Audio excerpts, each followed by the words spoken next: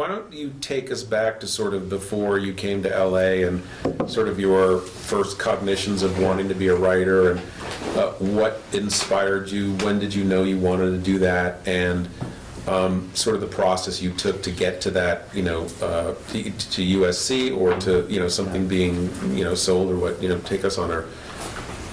Yeah, so I'd always written. I'd written short fiction. I was a journalism major, so I always knew I would write somehow.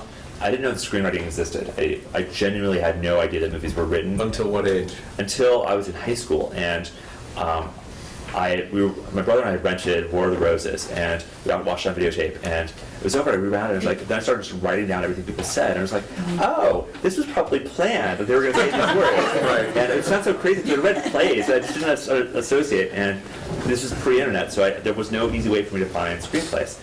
And so the first script I was able to find was Soderbergh's Sex, Lies, and Videotape, because there's a production diary and a script. And so I read through the script while the movie's playing. I'm like, it matches up. And it was so embarrassing now, but I just had no idea that it was this way. And so I did things which I hope other people still do, because I feel crazy if I don't. But I would watch an episode of Star Trek: Next Generation, and try to transcribe and try to figure out, reverse engineer what the script was. And so I did that. It's I think somebody writes movies. I think they're written, and I think I maybe could do that. And so while I was in college, I found out about a summer film program at Stanford for filmmaking. So I packed up the Honda and went out there and did a summer film class. It was mostly documentary, but cutting film, and you realize oh, it's just really hard work. I could work really hard.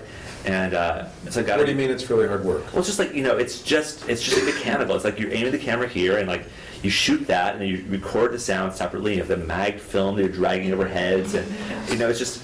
Do you think editing influenced that writing style in terms of it's very much about moving? You can actually take a piece and move it over here, and suddenly it's wow, that changes that because I put it over here. I do think so, and I also write out of sequence. I don't write from the beginning to the end. I write whatever I feel like writing.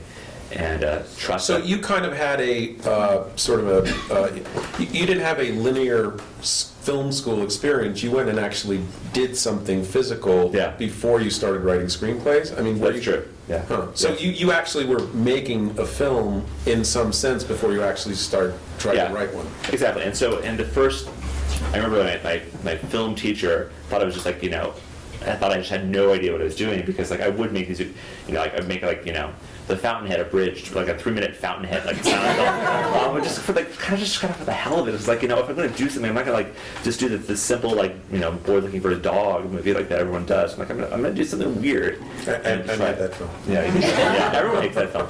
And but because I was kind of I can write that, so I'm going to just try the filmmaking aspect of it all. So I got into USC. That's where it was a producer's program called Peter Stark, and that's where I read a zillion scripts, and I read really good scripts, and started writing. Friends would read my scripts, I'd read their scripts. We all started working. I was a paid reader at TriStar for a year, so I did all that kind of classic stuff you do. And the first things I wrote weren't great, but they were good enough that people could say well, he can write, and so that did they have that sort of I'm going to call it avant-garde quality where it wasn't straight ahead or wasn't linear? The first thing I wrote was this romantic tragedy called Here and Now, which was set in Boulder, Colorado. Everyone's first script is always in your hometown. You cram everything you know about everything into one script. Because I'll never write another script, so I'll put it all in here.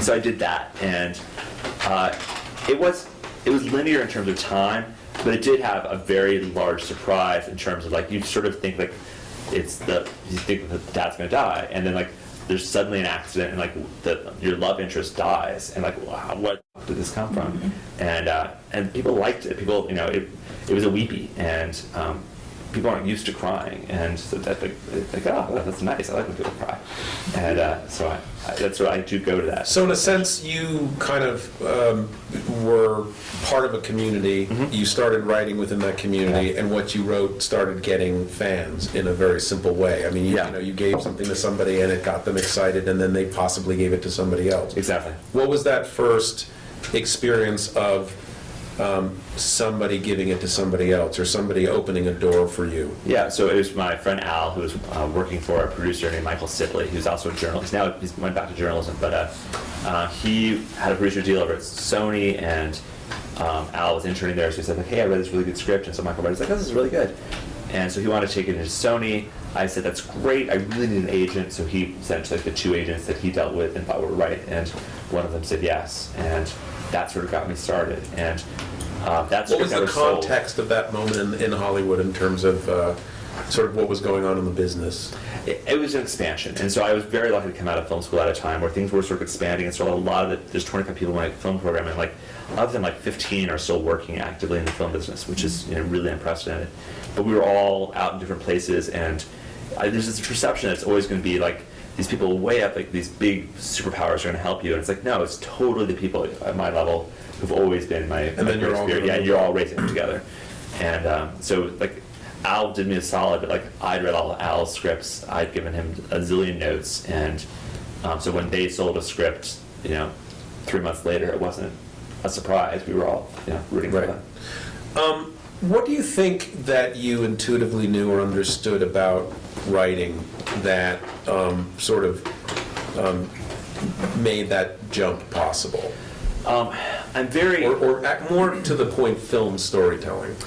I mean, film storytelling is so present tense. I mean, it's it's written present tense, but it's very much like we are in this moment, and this is the next thing I am saying to you. This is what is happening right here, right now, and so it's that really weird balance of like you as the writer know where you need to go to. The characters need to not know that and be discovering that on their own, and so making that current moment feel very active is important. I really make sure that the experience of reading the script is very much like you feel like you saw the movie. And I will spend a lot of time on like one sentence of action, so that's just the right way to do something.